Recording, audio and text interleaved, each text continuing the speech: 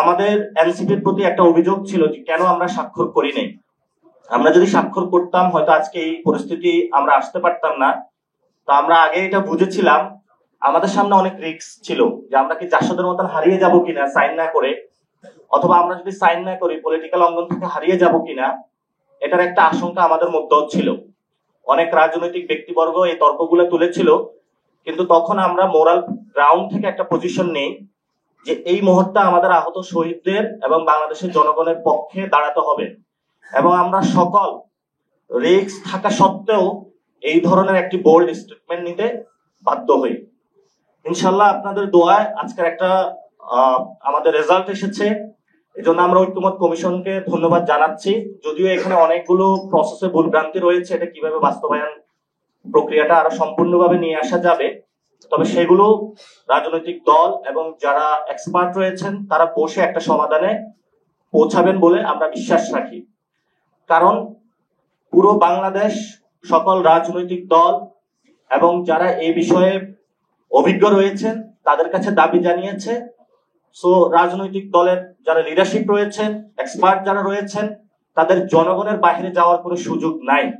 এজন্য যেহেতু জনগণ তাদের প্রতি এই ধরনের দাবি চ্যালেঞ্জ ছুড়ে দিয়েছে, ফলত তাদেরকে জনগণের এই জায়গাতে জনগণের যে দাবি সেটা তাদেরকে ফিল আপ করতেই হবে। বাংলাদেশে দীর্ঘদিন একটা অভিযোগ এনসিপির প্রতি, এনসিপি কি জুলাই বিক্রি করে দিল নাকি? আমরা জুলাই বিক্রি করতে আসি নাই, আমরা জুলাইকে তার রাইটটাকে রাখার জন্য আপ্রাণ প্রচেষ্টা চালিয়ে যাচ্ছি।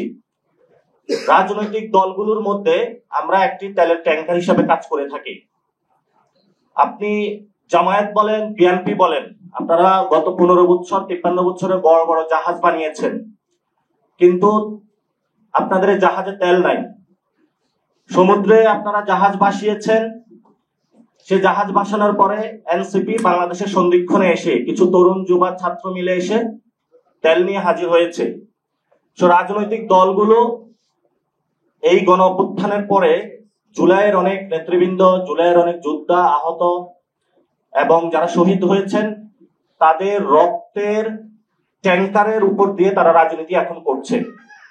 ফলে তাদেরকে এটা উপলব্ধি করতে হবে, আপনি যা রক্তের তেলের ট্যাঙ্কার দিয়ে, রক্তের ট্যাঙ্কার দিয়ে আপনাদের রাজনীতি চলছে, তাদের প্রতি যদি আপনারা মুখ ফিরিয়ে নেন তাহলে আপনাদের জাহাজগুলো বন্ধ হয়ে যাবে। এজন্য আমরা সকলকে আহ্বান জানাবো, আমরা একটা পর্যায়ে এসেছি, এটা আপনারা পিছনে আর ফেরত নেবেন না। যদি পিছনে ফেরত নেন তাহলে আগামীতে যে ইলেকশন আসতেছে, ইলেকশনে বুলেট রেভলিউশনের পরে ব্যালট রেভলিউশনের মাধ্যমে জনগণ এটা আপনাদেরকে জবাব দিবে। এই জবাব দেওয়ার মধ্য দিয়ে বাংলাদেশে শেখ হাসিনা গণভোট বা ইলেকশনের মধ্য দিয়ে হারিয়ে যায় নাই, গণ অভ্যুত্থানের মধ্য দিয়ে হারিয়ে গিয়েছে। লক্ষ লক্ষ তার নেতা কর্মী ছিল। আর আপনারা এমন কোনো কাজ করবেন না যে জনগণের ভোটের মধ্য দিয়ে বাংলাদেশ থেকে আপনারা হারিয়ে যান।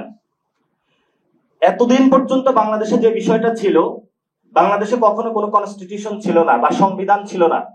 সংবিধান বলতে মুজিবের আইন ছিল, মুজিব যা বলছে তাই সংবিধান ছিল, জিয়াউর রহমান যা বলছে তাই সংবিধান ছিল, এরশাদ যা বলছে তাই সংবিধান ছিল, খালেদা জিয়া যা বলছে তাই সংবিধান ছিল। আর লাস্টে তো শেখ হাসিনা সংবিধানের উপরে, শেখ হাসিনার উপরে উঠে গিয়েছিল। ফলত তাকে টেনে ধরে সকল রাজনৈতিক দল নেতৃবৃন্দকে আমরা সংবিধানের অধীনে আনার চেষ্টা করতেছি। আর যে সংবিধান তারা ব্যত্যয় ঘটিয়েছিল, যেটা তৈরি করেছিল, এটা পচা গলা একটা সংবিধান। এই সংবিধান দিয়ে বাংলাদেশ আর চলতে পারে না। এই সংবিধানের কারণে 2022 রাজপথে আমাদের শহীদ হয়েছে। আমরা রাজপথে আর একটি লাশও বাংলাদেশে দেখতে চাই না। এই সংবিধানের কারণে আমার ভাইদেরকে খুন করা হয়েছে, গুম করা হয়েছে। এই সংবিধানের কারণে বাংলাদেশের যত ইনস্টিটিউশন গুলো রয়েছে প্রত্যেকটা ইনস্টিটিউশনকে কোলাপস করা হয়েছে। ফলত এই পরিস্থিতি আমরা বাংলাদেশে বিরাজমান রাখতেও চাই না, ভবিষ্যতে দেখতেও চাই না। এই জন্য আমাদের এই পরিস্থিতি বা এই আয়োজনগুলোর মধ্য দিয়ে আমরা যাচ্ছি।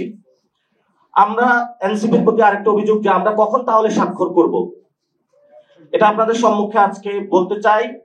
এই জুলাই সনদের যে আদেশ, এটা ডক্টর ইউনূস শহীদ মিনারে যাবেন। গত বছরের 3 তারিখে শহীদ মিনারে এক দফা দাবি ঘোষণা করা হয়েছিল। দাবিটি ছিল আমরা ফেসিবাদী ব্যবস্থার বিলোপ চাই। আমরা এটা বলি নাই যে শেখ হাসিনার বিলোপ চাই। শেখ হাসিনার সংবিধানের উপরে উঠে একটা একটা ফেসিস সিস্টেমের একটা হেড অফ ফেসিস সিস্টেম ছিল। হেড চলে গিয়েছেন, কিন্তু যে ফেসিবাদী যে পদ্ধতিটা সেটা কিন্তু রয়ে গিয়েছে। এই ফেসিবাদী পদ্ধতিটা বিলোপের জন্য আমরা দাবি জানিয়েছিলাম। যদি বিলোপটা হয় আমরা একটা নিউ সেটেলমেন্টে যেতে পারবো। নিউ সেটেলমেন্টে আমাদের ইনস্টিটিউশন গুলো শক্তিশালী হবে। নিউ সেটেলমেন্টে বাংলাদেশের ব্যবসা বাণিজ্য সুন্দর হবে। নিউ সেটেলমেন্টে আলেম ওলামাদের কেউ তাক করে বলবে না তুই জঙ্গি। নিউ সেটেলমেন্টে নারীর অধিকার নিশ্চিত হবে। নিউ সেটেলমেন্টে তরুণদের অধিকার নিশ্চিত হবে।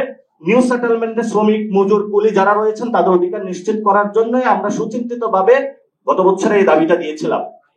এই দাবির একটি এক্সপ্লেনেশন বা পূর্ণাঙ্গ রূপ কিন্তু আজকে কনসেনসাস কমিশনের মধ্য দিয়ে এসেছে।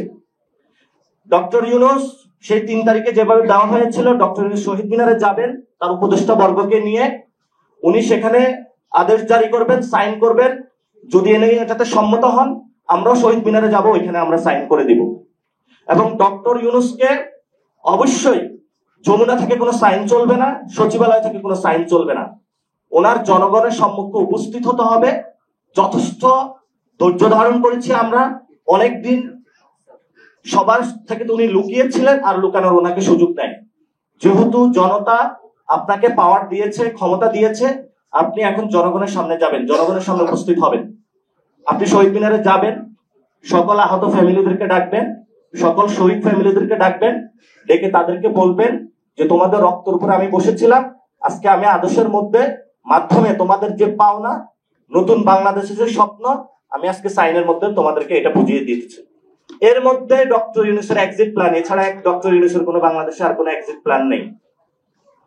দ্বিতীয়ত যে বিষয়টা সেটা হলো কনসেনসাস কমিশন থেকে এই সংস্কার প্রক্রিয়ার যে পেপারগুলো রয়েছে এগুলো এখন আইন মন্ত্রণালয়ে গিয়েছে, অর্থাৎ এগুলো এখন আইন মন্ত্রণালয়ের কাজ।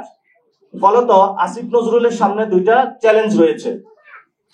1 নম্বর চ্যালেঞ্জ হলো এই সংস্কার প্রক্রিয়াগুলো জনগণের যে ন্যায্য দাবি তাকে বুঝিয়ে দিতে হবে।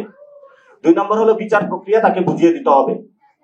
এই সংস্কার প্রক্রিয়া এবং বিচার প্রক্রিয়া যদি উনি বুঝিয়ে না দিতে পারেন তাহলে আসিফ নজরুলের বাংলাদেশে কোনো এক্সিট প্ল্যান নেই। প্রথমত ডক্টর ইউনূস শহীদ মিনারে যেতে হবে, আর এগুলো প্রস্তুত করে দিতে হবে আসিফ নজরুল লিগ্যাল ওয়েতে। এবং আসিফ নজরুল স্যারকে আমরা যথেষ্ট সম্মান করি। উনি বলেছিল যিনি লড়াই, অভ্যুত্থান সবকিছুতে উনি ছিল, কিন্তু ওনাকে সেই আইন মন্ত্রণালয়ে বসানো হয়েছে এই জনগণের এই কাজটা করে দেওয়ার জন্য। ওনাকে এই কাজটা করে দিতে হবে। বাকি যারা উপদেষ্টা পরিষদে রয়েছেন সেখানে যারা কোন দল ভিত্তিক দলীয় দাস হিসাবে যদি কাজ করে জনগণের এই সংস্কার প্রক্রিয়াটা থমকে দেওয়ার চেষ্টা চালান, তাহলে যেভাবে আপনারা বসেছেন সেভাবে আপনাদেরকে চলে যেতে হবে। তবে এবার এভাবে চলে যেতে পারেন না, বিচারের কাজ করে আপনাদেরকে দাঁড় করাতে হবে। কারণ আপনাদেরকে আমরা সম্মানিত করেছি এই জন্যই যে বাংলাদেশের জনগণের যে অধিকার, বাংলাদেশের নতুন বাংলাদেশের যে স্বপ্ন, এই স্বপ্ন বুঝিয়ে দেওয়ার জন্য। আর এটা ডক্টর ইউনূস খুবই ভাগ্যবান মানুষ। বাংলাদেশ 2.0 যেটা, অথবা নিউ রিপাবলিক, এটা ওনার হাত ধরে যাত্রা হচ্ছে। উনি একজন নোবেল লরিয়েট, ওনাকে আমরা সম্মান রাখি। যারা উপদেষ্টা পরিষদে রয়েছেন তাদেরকেও সম্মান রাখি। আপনাদেরকে এই কাজটা করে দিয়ে যেতে হবে।